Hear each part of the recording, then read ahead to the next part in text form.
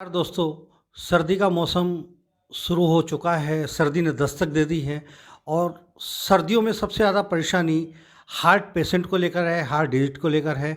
आज हमारे साथ उत्तराखंड के नामी डॉक्टर कार्डियोलॉजिस्ट अनुराग रावत जी हैं। हम उनसे बात करते हैं किस तरह की समस्याएं इस समय लोगों के सामने आती हैं, क्या उनको देखभाल करनी है और किस तरह से अपने दिल को महफूज रखना है।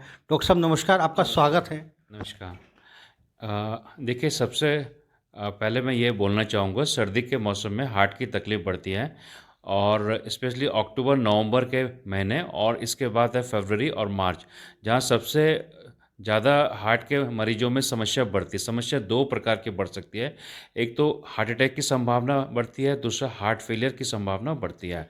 हार्ट अटैक एक ऐसी बीमारी है जिसमें आपको छाती में दर्द होता है और ये कई बार जो है जानलेवा साबित होती है। इसका समय पे डायग्नोसिस करना और उसका पूरा इलाज करने से कम 90 टू 95% डेथ को रोक सकते हैं। तो सबसे महत्वपूर्ण चीज़ ये है कि सर्दी के मौसम में हार्ट की प्रॉब्लम बढ़ती है क्योंकि इसमें खून में जो क्लॉटिंग की संभावना है वो बढ़ती है, क्योंकि ठंड के कारण जो है जो नसें हैं सिकुड़ती है, उसमें क्लॉट बनने की संभावना बढ़ती है। सबसे पहले अगर आपको कोई रिस्क फैक्टर है, डायबिटीज़ है, हाइपरटेंशन है, तो एक बार अपना हार्ट का जो है चेकअप कराना ज़रूरी है। स्पेशली इको है, टीएमटी है, ये एटलीस्ट ये आपको बता देंगे कि कोई आप में तकलीफ़ की संभावना है कि नहीं है। दूसरी बात है, अगर आपको छाती में दर्द हो रहा है, छाती में चलते हुए दर्द हो रहा है या फिर आपको छाती में दर्द हो रहा है जो कम से कम 20 मिनट से ऊपर है, छाती में भारीपन है, साँस फूल रहा है, पसीना आ रहा है, इस कंडीशन पे आपको एक बार डॉक्टर की सलाह तुरंत लेनी चाहिए। तीसरी बात है, अगर साँस बहुत ज़्यादा फूल रहा है पर छाती में दर्द नहीं, इसको हार्ट फेलियर बोलते हैं। इसके लिए आपको एक बार प्रॉपर जाँच करके उसका जो इलाज है, दवाइयाँ वो नियमित तौर पे खाना चाहिए।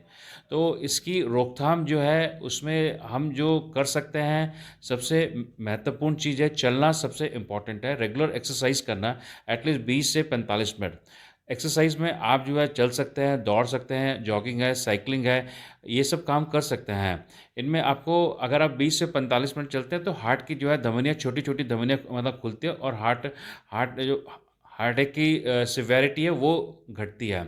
दूसरा खाने-पीने में आपको चावल, चीनी, घी और मक्खन का सेवन कम से कम करना चाहिए। ये वो चीज़ें हैं जो कि हार्ट अटैक की संभावना को बढ़ाती है।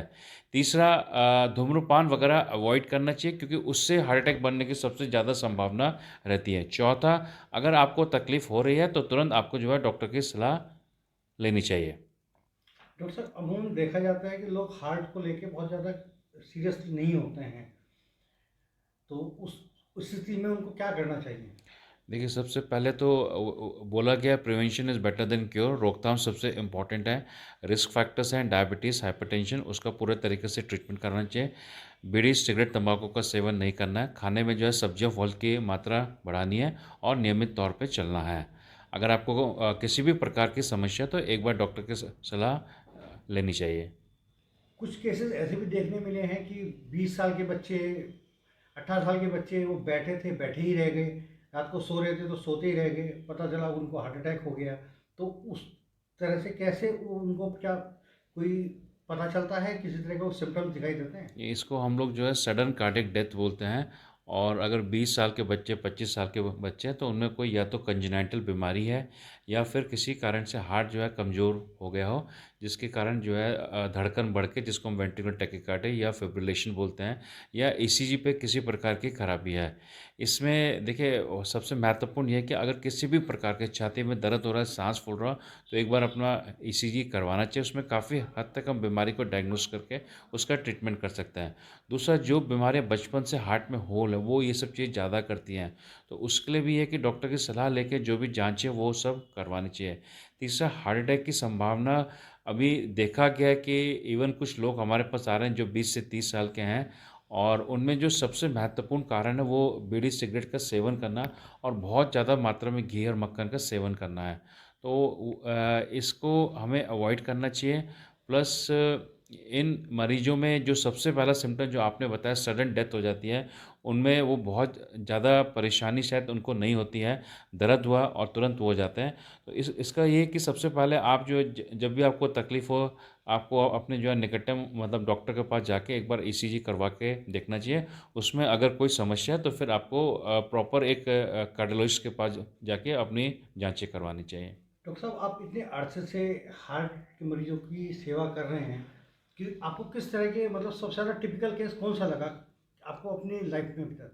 देखिए टिपिकल तो हमारे पास ज़्यादातर पेशेंट तो हार्ट अटैक के ही आते हैं, लेकिन कुछ ऐसे पेशेंट हैं स्पेशली जो 20 और 30 साल के हैं, जहाँ पे जिनकी धड़कन काफ़ी ज़्यादा बढ़ जाती है, जिसको हम वेंटिकुलर टैकीकार्डिया या फिब्रिलेशन बोलते हैं, जिसके कारण सडन डेथ के चांसेस बहुत ज़्यादा होते हैं। वो हमारे सामने एक गंभीर चुनौती बन के आते हैं, क्योंकि जब वो आते हैं ज़्यादातर मतलब केसेस में ठीक-ठाक रहते हैं, फिर अचानक से तकलीफ़ बढ़ती है, उनमें सडन डेथ के चांसेस बहुत ज़्यादा होते हैं। ये वो मरीज़ है जिसको पहचानना सबसे महत्वपूर्ण है, क्योंकि ऐसी थेरेपीज़ हैं जो इसको काफ़ी हद तक रोक सकती हैं। आपको मरीजों की लापरवाही इसमें कितने परसेंट देखने को मिली? क्योंकि मरीजों की लापरवाही तो कई बार रहता है, मरीज़ जो है जिसको हार्ट अटैक हुआ है दवाई खाना छोड़ देता है, ऐसा 20 से 30% मरीजों में मिलता है। डॉक्टर की जो है सलाह नहीं मतलब लेते हैं, दवाई जो प्रिस्क्राइब करते हैं नहीं खाते हैं और अपना बीड़ी सिगरेट का सेवन करते रहते हैं। ऐसे करीबन 20 से 30% मरीज़ मिलते हैं। चलिए, थैंक यू डॉक्टर साहब। आप थे हमारे साथ डॉक्टर अनुराग रावत जी। उन्होंने हार्ट की बीमारी से संबंधित बहुत महत्वपूर्ण जानकारी दी और आगे भी आपको इसी तरह की जानकारियाँ मिलती रहेगी। धन्यवाद।